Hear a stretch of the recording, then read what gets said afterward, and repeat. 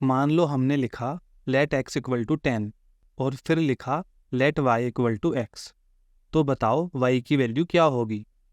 Sir, x के बराबर यानी कि 10। बिल्कुल सही बात है। पर मान लो अब हमने लिख दिया x प्लस प्लस। ऐसा करने से x की वैल्यू तो हो जाएगी 11।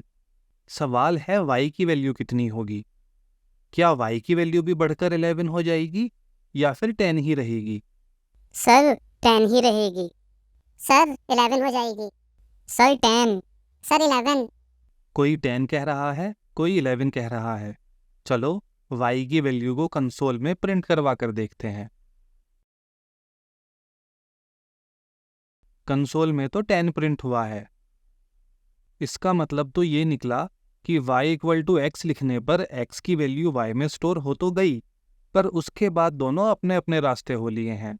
आप x की वैल्यू चेंज करोगे तो उससे y की वैल्यू पर कोई फर्क नहीं पड़ेगा, और y की वैल्यू चेंज करोगे तो उससे x पर कोई फर्क नहीं पड़ेगा। चलो अब एक चीज़ और ट्राई करके देखते हैं। हमने x में एक अरे स्टोर कर ली है और फिर लिख दिया है let y equal to x. फिर हमने x के पहले एलिमेंट को एक बढ़ा दिया, यानी अब x की 0 इंडेक्स पर स्टोर हो जाएगा 10 की जगह 11। चलो अब y को प्रिंट करवा कर देखते हैं।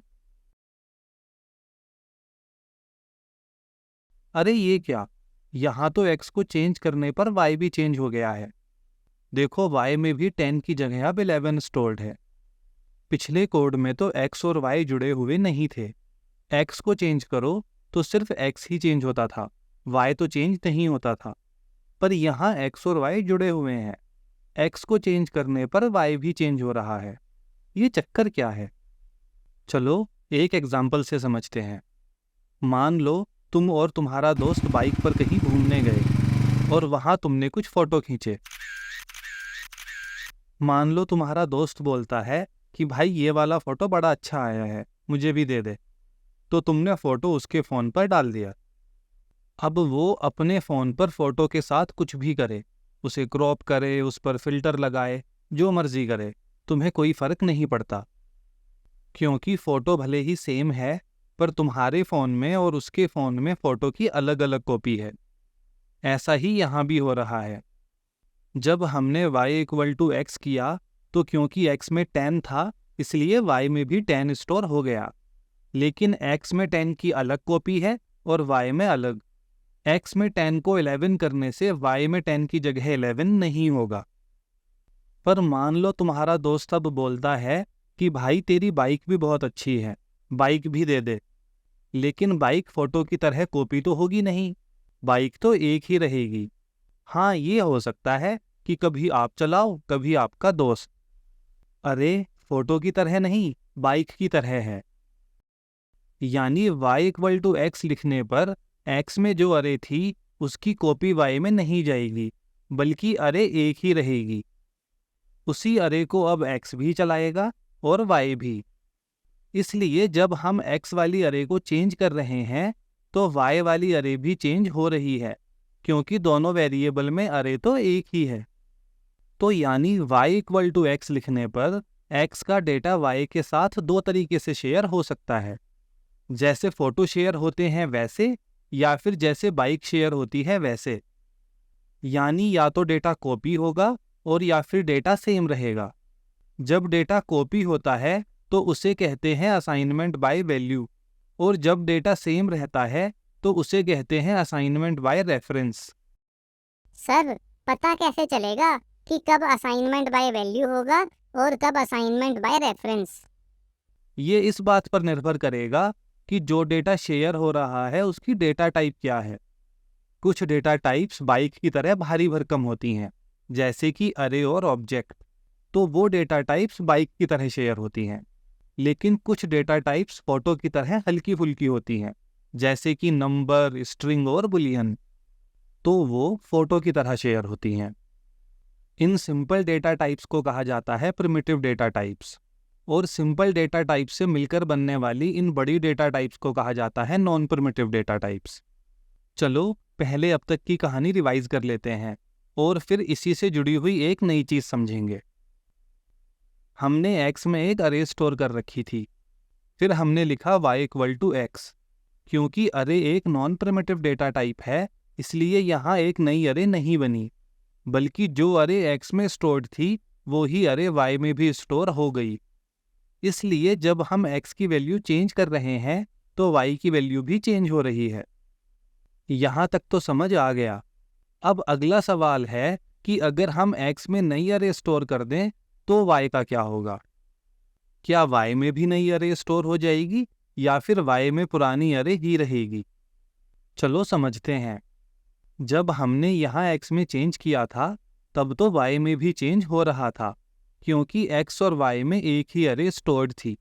लेकिन यहाँ की कहानी थोड़ी अलग है। यहाँ हमने अरे के अंदर बदलाव नहीं किए, बल्कि अरे ही बदल दी। दोनों बातों में फर्क समझ आ रहा है ना? यहाँ हम x में स्टोर्ड अरे के अंदर कुछ बदलाव कर रहे हैं, लेकिन वो ही अरे y में भी स्टोर्ड है, इसलिए वो बदलाव y में भी दिखाई देगा। लेकिन यहाँ हम x में एक नई अरे स्टोर कर रहे हैं, पर उससे y में थोड़ी ना अपने आप नई अरे स्टोर हो जाएगी। y में तो अभी भी पुरानी अरे ही रहेगी। चलो x को भी प्रिंट करवा कर देखते हैं और y को भी। देखो, अब x में तो नई अरे दिख रही है, पर y में अभी भी पुरानी अरे ही दिख रही है। उम्मीद है असाइनमेंट बाय वैल्यू और असाइनमेंट बाय रेफरेंस की कहानी समझ आ गई होगी। हाँ सर, वो तो समझ आ गई, पर एक सवाल है। आपको पता कैसे चला कि कंसोल में जो 3 अरे प्रिंट हुई हैं उसमें से कौन से वाली x है और कौन से वाली y? हमने कोड में 3 कंसोल लॉग लिखे हैं, यानी पहले कंसोल लॉग का प्रिंट हो गया ये, दूसरे का ये और तीसरे का ये। सर, अभी तो काम चल गया, लेकिन अगर ज्यादा कंसोल लॉग लिखे होंगे तब तो ऐसे मैच करना बड़ा मुश्किल हो जाएगा। बिल्कुल सही बात है, पर इसका भी एक सॉल्यूशन है। एक कंसोल लॉग को आप एक से ज़्यादा वैल्यू भी दे सकते हो। जितनी भी वैल्यू आप दोगे, कंसोल लॉग सबको एक के आगे एक प्रिंट कर देगा। इसी का फ़ायदा उठाकर हम अपना कन्फ्यूज़न दूर कर सकते हैं। हमने कंसोल लॉग में वेरिएबल से पहले उसका नाम लिख दिया। ध्यान दें कि ये तो वेरिएबल है, इसलिए यहाँ तो वेरिएबल की वैल्यू प्रिंट होगी, पर ये वेरिएबल नहीं है। यहाँ कोट लगी हुई है, इसलिए ये तो स्ट्रिंग है। यानी यहाँ पर y की वैल्यू प्रिंट नहीं होगी, बल्कि y अल्फ़ाबेट प्रिंट होगा। ऐसे ही हम बाकी कंसोल लॉग में भी स्ट्रिंग ऐड कर देंगे।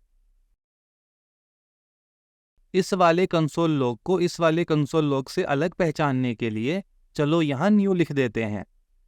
यहाँ आप अपनी मर्जी से कुछ भी ऐसा लिख सकते हो जो समझने में हेल्प कर दे कि कौन सा प्रिंट किस कंसोल लॉग का है। देखो, अब कंसोल में पहचानना आसान है कि कौन सी x की वैल्यू है, कौन सी y की वैल्यू है और कौन सी y की न्यू वैल्यू है। और देखो, ये भी क्लियर है कि x में नई अरे स्टोर करने से y पर कोई फर्क नहीं पड़ा। y की पुरानी और नई वैल्यू सेम है। चलो इस वीडियो में इतना ही, मिलते हैं नेक्स्ट वीडियो में। कंप्लीट फ्री कोर्स के लिए विजिट करें www.codeyogi.io।